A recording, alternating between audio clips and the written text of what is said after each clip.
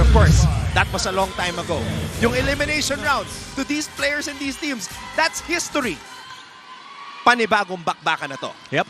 Now, nabigyan ng more firepower ang Letran with their rotations kasi malalim din yung bench nila that they can actually play really tough. Densing, first attack picked up by Sari. Makilang, check ball. That's right. Off the bat, Gia Makilang has been one of the most proficient attackers in the second round. If not the most proficient para sa team niya. Kasi sila ni Vanessa Sari ang nagiging option 1A and 1B. Gia Makilang actually entered the Final Four as the league's best spiker in terms of success rate. Yeah, percentages. So, porsentuhan ng laro pagdating sa playoffs. Kailangan yung mga matitibay at maaasahan mong players. Ibomba mo na ng ibomba. So, kumbaga, quality yung mga spikes.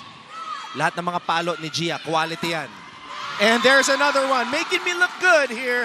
Down the line, Gia Makilang from the opposite side. Yep, 2 of 2. Off the attacks. And Estrella also playing a pivotal part because Nat has been here for what? The 4th year na? Since we covered the NCAA, nandiyan na si Nat as their setter. Freshman year niya. One player that we have to pay attention to as well is Sari. Ito ang kanyang unang NCAA Finals, Coach Hammer. Pero sanay na naglalaro yan ng mga championship games. Bantay sarado si Bane sa ngayon. They go to Christian Dangan. A back row attack by Makilang. Didn't expect that to be unleashed early. That touch on Vanessa. I think that's on Vanessa or Royce. Interesting yung ploy nila ngayon. Just choking the net game, sending the house, and trusting Lara Silva to cover the backside of that defense. So, I'm trusting send the house. De La Cruz. Now, if the middles get activated and can provide points like this, that's gonna be a huge bonus for the Lady Knights. Oh yeah. Maging cumulative production lang, magtulong-tulong sila. Kasi si Nolasco, alam natin magpo-produce at magpo-produce. That's wide on that attack. Letran off to an early start here. Now, this is also the first finals for Ash Leses. Densing. There you go. Last time that they met up, it was Densing who was the thorn on the side of Letran. Dahil si Densing was able to get her groove in that second set nung nagkatapat sila. Judiel, sinabayan ng dalawang blockers. Nat goes back to Judiel and she gets roofed. I told you. And Sam Nolasco really top prospect. If you're looking at it as she progresses in her career, kailangan dalin mo ng dalin yung bola sa kanya if you're the setters of the Lady Blazers. Kasi automatic yan. Yeah. All day. Rinse and repeat. You have to give her the Jaja Santiago treatment. Na pag nasa front row, siya lang. Lahat. Bahala kayong mag-adjust. Taas mo lang. She'll know what to do with it. Sari. Popped up by Go from the back row. And Ashley says that's got to be good for her confidence. Yep. Adjusting her hit right there. Had an error during her first one. But now getting a better angle. Good arm action on that hit. So this would be big for the girls staying. Because Micah Go next year won't be there. Yep. Micah Go, the leader, the heart and soul of this Benildian squad. So somebody needs to step up. Oh! Told you. The Benildian Tower.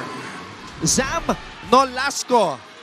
Yep, and that's a tower that definitely has no service para sa Letran. Good defense there on Sam. And the way that they're defending, Pino sila ngayon. Tingnan mo kung paano sila blumak, dikit na dikit.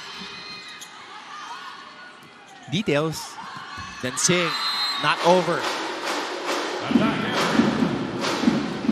Now before that error, Coach Hammer, Benilde went on a 5-0 run. Now serving for Letran, Julian Vitura. Flo was asking, ilang aces kaya ang may tatala ni Judiel? In the Final Four, she wasn't able to tally a service ace, but she had 26 in the elimination round. Benilde heads into this technical timeout with a 3-point lead. And speaking of Flo, she will give us another update on the other side of this break.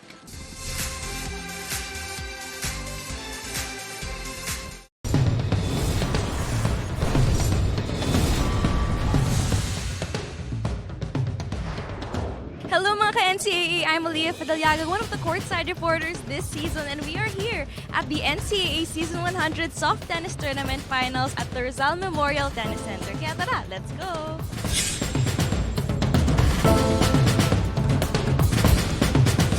From 7 schools, only 4 remain. So we present to you once again the finals of the NCAA Season 100 Women's Volleyball Tournament. And in this match, you will witness the past, present, and future. For team captain Lara May Silva of the Letran Lady Knights, she told me that our past taught us na kulang kami sa panapos, but this season, we already have it at napatunayan daw nila yan noong round 1 against Benilde. But at present, maghaharap na naman ang kuponan ni Lara against the Benilde Lady Blazers na pinangungunahan ni team captain Micah Go, who has commitments with her future on the same day. But she told me future muna ng team ang iisipin. Ika niya, malaki ang advantage kapag may veterano sa loob. Kaya kailangan ko munang masupport ang aming next generation. Your thoughts on that? And Coach Hammer. Priorities. Yep. Your biggest ability is your availability. Be available to your team, set the standard. The standard is the standard. So you gotta perform. Kumbaga, tapusin muna yung unfinished business. Oh. Saka marami naman siyang iniwan ng resibo. And again, the middles of Letran, if they continue to produce like this, they will have a chance. That's their second point combined. Isa kay Royce kanina, tapos isa ngayon kay Napal. This would be key. This would be key, yung mga production ng other players. Kasi we know the heavy hitters eh. So, pag kasi Esteller, maganda ang lalaroin, and itong mga middles, may chance ang Letran. Nat to Gia. Kasi ito, alam mo na to, automatic eh. Yung sinulas ko, parang balon. Ito, parang ATM eh. Always on.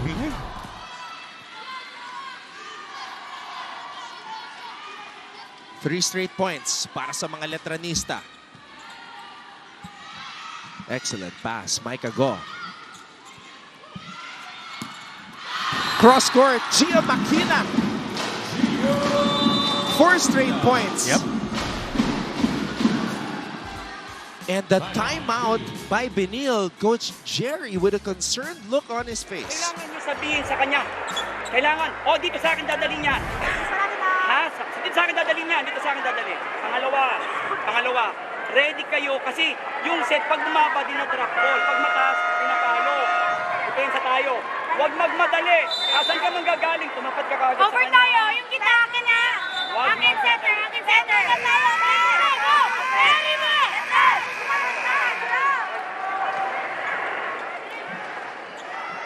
You know that song, that trending song? Should take your time, what's the rush? Yeah? Just a reminder for Napal, you know, you don't need to pressure yourself to do things too fast, too soon. O, ba't ka natatawa? Kasi yung naalala ko na lang na rush. Paula Abdul eh.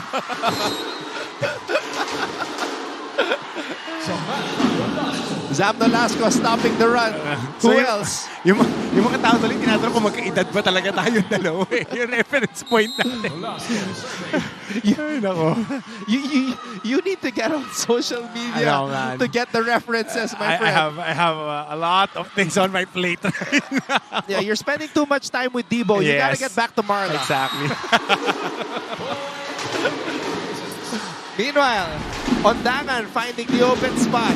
So ito rin this matchup of the middles, malaking bagay ito kasi Benilde has a clear advantage with Nolasco. But if Ondangan can also give a little bit more production, this would be a good jumping off point para sa kanilang opensa. Check here. Check ball. Point for Letran. Judiel finally getting on the board. Markado si Judiel Kanina, nakailang block sa kanya. So that's gotta be good for her confidence. Nakakuha siya ng check ball doon. Despite spiking it from a distance. Micah. No touch. Oh, that was wide.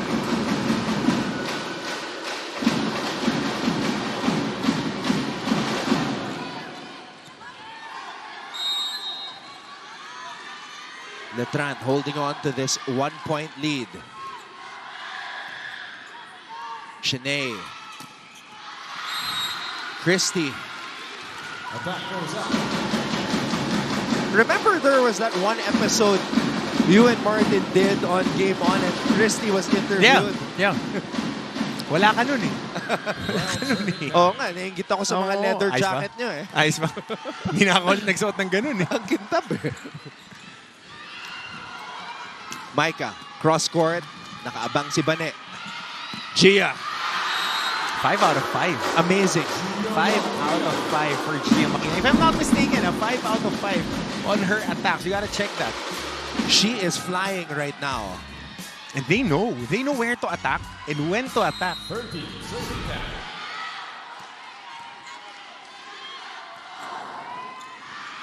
$13 to 10.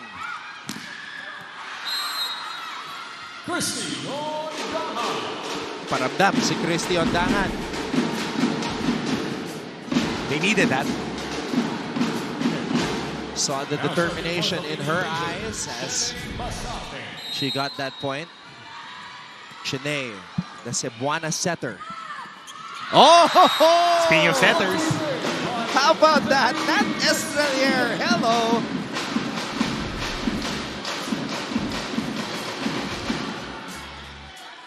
Oh, you could see that the middle blocker fished out yep. the two Benildian blockers. Wow. So, Ang ganda rin ng improvement ni Nat, no? Since we saw her as a young setter. Siya pa yung pamalit nun.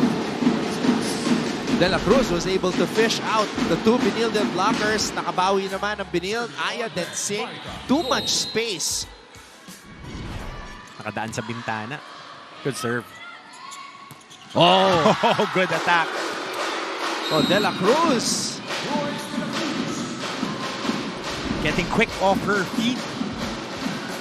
Was Royce De La Cruz. Sakto-sakto yung adjustment ng set ni Nat Estrelier. Kasi it wasn't going high. Nakita na niya na nag-engage si De La Cruz. So it was a sharper set. Parang may break sa ere. Oh. Itong si Nat Estrelier. The timing was impeccable. Judiel rising up. Basarte was there. Dorog. Oh. Then Singh puts it down. And this girl has been unleashed in the second round. Kapag usapan natin yung mga ibang players nila, yung mga holdovers, but there's clearly a big hole dyan sa mga attackers nila. We were expecting it would be Estoque stepping up, but then Singh is a surprise package. But that's not a surprise package. Judiel Netura with an early running attack. How about that? Letran is ahead 16 to 13.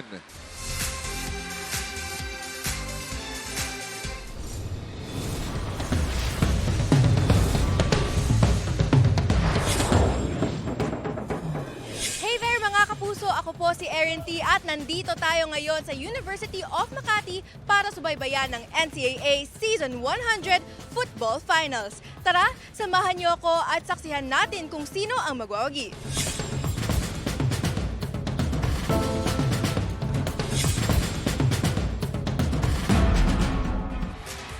if you are Letran, you have Benilde right where you want them at this point of the match. Yep. You want to attack early and often, make them feel vulnerable, make them question their game plan, and keep on hitting. If there's one thing that this Letran Lady Knights can do, is they can keep on hitting. 16 serving. And the thing is, Vanessa Sari hasn't been hitting yet. Oh, quiet. Oo. Quiet pa. Quiet pa. But you know it's gonna come. Oh, wow. Servicing. Rarely do you see the former MVP Micah Go unable to receive properly. Yep. She is arguably their best receiver. They always say, kay Ate Micah sila, sumasandal. And wow, back-to-back service receive errors.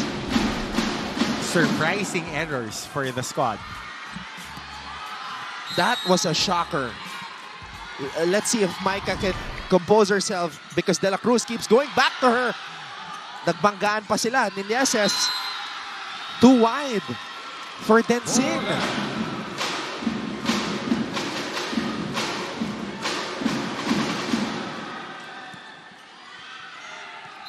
A 6-point lead for Letran.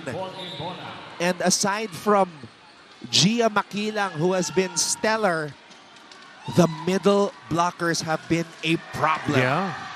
And we were expecting, and not in a traditional sense, na pumapalo. It's in the defense and in the service area. 2 service aces. So there's a challenge here. Malayo. Malayo. The ball was out. Challenge unsuccessful. I wonder what type of preparation and pep talk Coach O gave to Napal and De La Cruz because today they just have been something else. Of Letran. Kasi the pundits, us included, are giving the advantage sa Benilde. But games should be played. And when the lights are on, the drums are there, and the performance is called for, that's when you gotta go swinging. And sometimes what is on paper is just on paper. Yeah, most of the time. Most of the time. I agree to that. We can talk stats and numbers all we want, but at the end of the day, ultimately, yung mga players ang magsasabi Exactly. kung ano talaga ang mangyayari. They will write their own story. Vanessa Sari writing her first final story, still trying to find her groove. And now, si Coach O nakatutok sa kanya. First time in the finals, tina-target si Bane. But she gets it back. Sari on the drop. She's got some stuff on her sleeve. Sumusunod lang sa game plan tong Letran Lady Knights. Sumusunod lang sa game plan kung ano lang yung tinatakbo nila. And Coach O has been very animated throughout. Agad pop-up. Sari, you can see a different dimension to the game of Vanessa.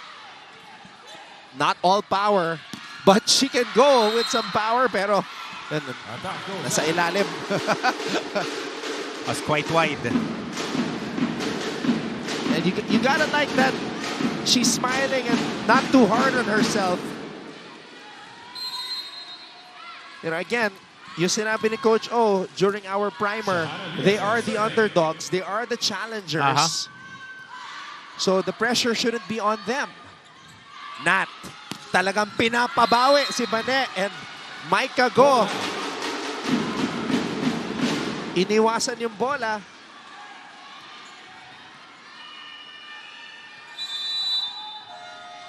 Oh, Coach O knows that 3 points ain't safe. Calls a timeout.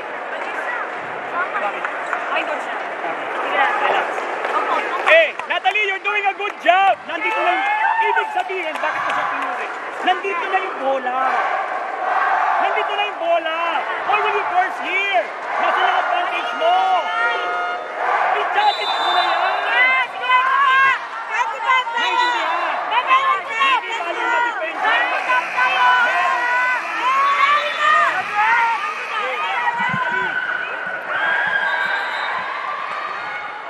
The entire Estrelier family should screen record that comment by Coach O. He's tough when it comes to his setters. Exactly. He is the toughest coach when it comes to setters. Did you see how the entire team celebrated after Coach O praised Natalie? Kasi parang ramdam din nila na sobrang tough ni Coach O to everyone. Nat gives it to Sari. Lieses was there. Coach O also telling Vanessa to relax. Estrelier, makilang. Estrelier, papalo. The Benilde blockers active. Oh, but that one was too low for Estrelier. 6 points for Nolasco. Velasco is the leading scorer for Benilde. Vanessa Sari. A good pop-up by Ash. You can feel that the defensive game plan talagang keyed on Vanessa. There's just defenders everywhere. Pero 2 blockers. Napapagod ang Benilde dumipensa dito. Papansin natin kasi relentless din umatake itong Lady Knights. So wide by palo. Makilang read that spike attempt like a book. And Letran stops the Benildean run. Now serving, Vanessa Sari.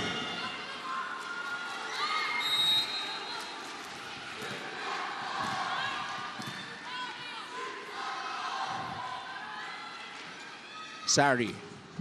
Oh, goes wide.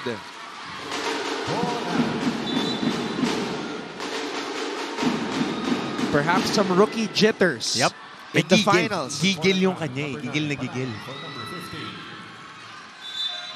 And for Benilde, number 2, Shekinah Lieses for number 21. Now serving for the Lady Joranin Shekinah Panangin. Lieses. A surprise entry here. We don't mention or see Panangin that much. But making a surprise appearance here in Game 1. Ginamit din siya nung last time sila magkalaban ng Benilde. Gave a good account of herself. Service specialist, marunong din pumalo. But Gia Makilang, yan ang magaling pumalo. Gia Makilang.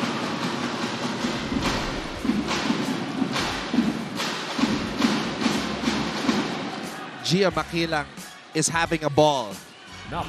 She is having a match here in Game 1.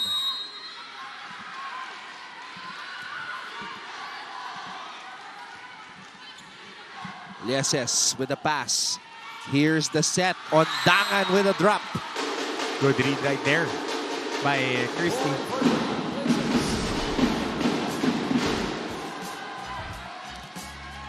Just reading the floor and just dropping it, swiping and dropping.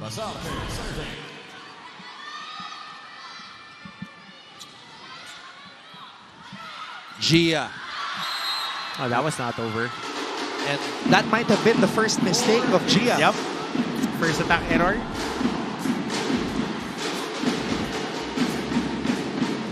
Pero inabangan na siya ng Benildians. Dalawa na. Dalawang malalaking blockers na. Sarado.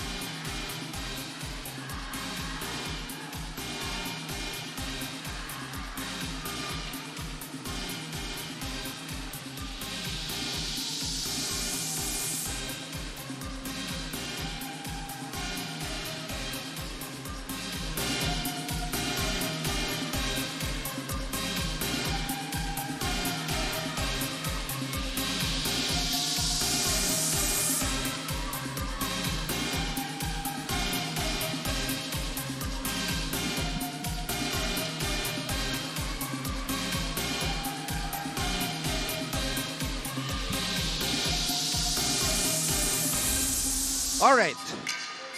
Here is the challenge, net touch. on that last spike by Gia Makilang.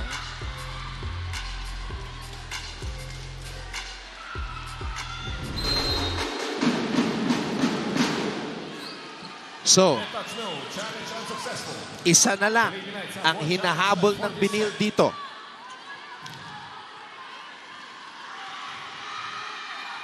Pressure now shifting over on the side of Letran.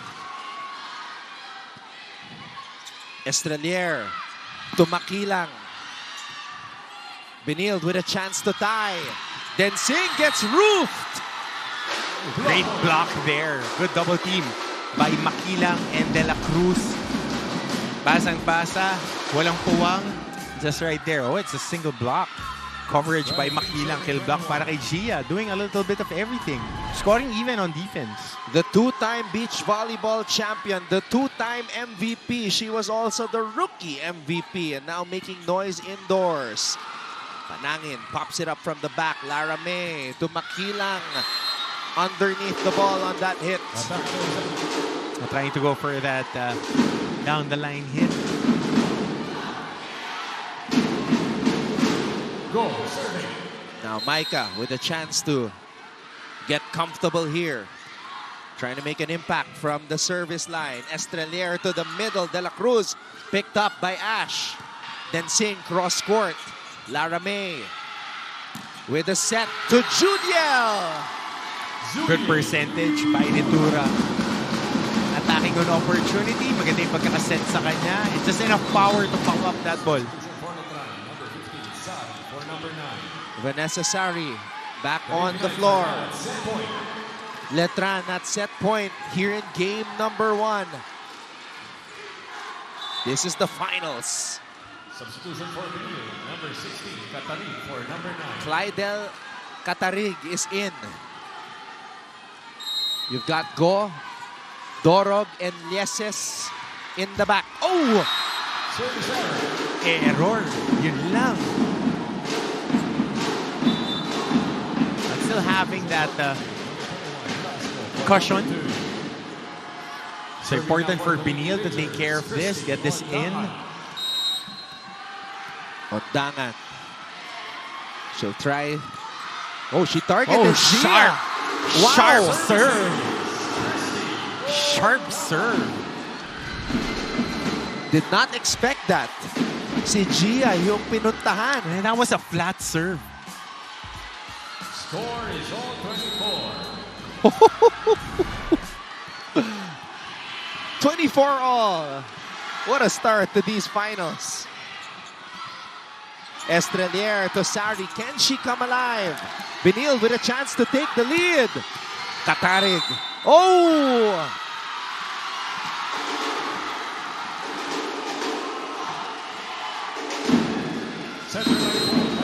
Mukhang nahuli doon si De La Cruz.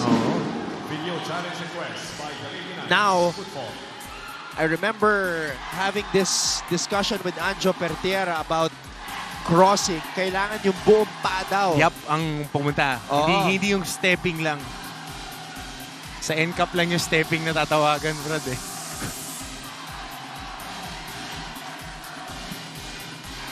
Yung errors ng Letran, kinain sila nung dulo. True. Service error. Poor service. Ah, yeah. Football, yes. Clearly a full foot on Sari. Anong pag-turn ng pag-turn niya to go back to her launch pad. Benilde Knights have no challenges left for this set. Timeout by Letran. Believe! That's first! Believe! Believe! When you believe, alam niyo mangyayari. Okay, no. Ulit! Tatlo starter natin. Walang problema kahit kanino yan. Ang importante, good performance. Now, pag-over kami. Be ready. Anong gagawin? Be prepared sa babalik. Bye-bye! You understand? So, ready? Be prepared muna. Aton, as we see this 3 straight points for the Benilde Lady Blazers, 11 errors. Bigay sa atin ito ng ating mga stats guys here. 11 errors for the Lady Knights here in the first set. It's gut check time for the Lady Knights. Makilang, Estrelier.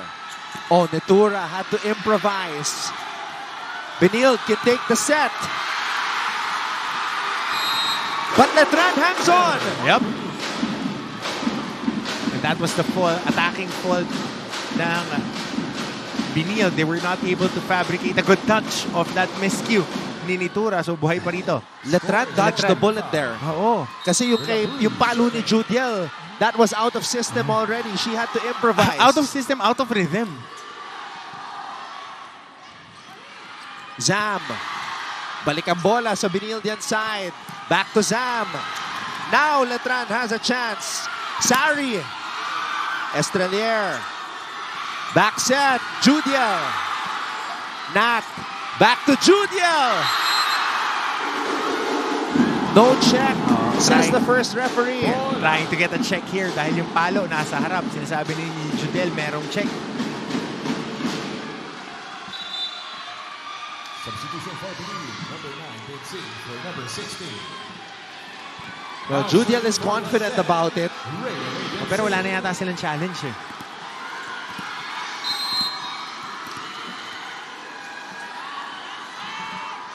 Then Singh. Good float.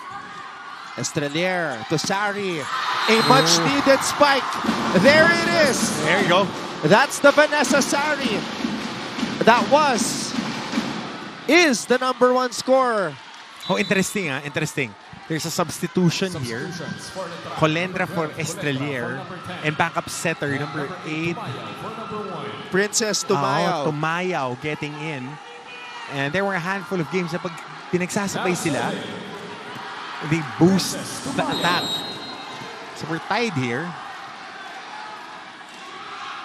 First time in the finals for Princess Tumayao. Zam with a drop. Oh, what a save by Tumayao. Colendra! Sabi ko sa iyo, ito si Colendra pag pinapasok. Pag pinapasok siya, laging positive ang natutulong niya. And before that, it was the dolphin dive Ni Tumayao. by Tumayao. Mas Colendra, a handful of games na whenever she is inserted, she gives a good account of herself. Kumbaga quality sub. Oh. And also like ready for the moment. Yeah. How about that? Zam. Hindi pwede. Tumayao. Ipapasok yung patapik-tapik nila. Sari can take the first set. Micah was there. Lieses. Oh! The captain on the floor. Sari breaks down the wall. They are ready. They are ready. The attacks of the Benilde Blazers look a little soft to end that first set, but the Letran Lady Knights just getting heated up here, Anton. The Bicolana powerhouse powers through. And Letran takes the opening set from the defending champions here in Game 1.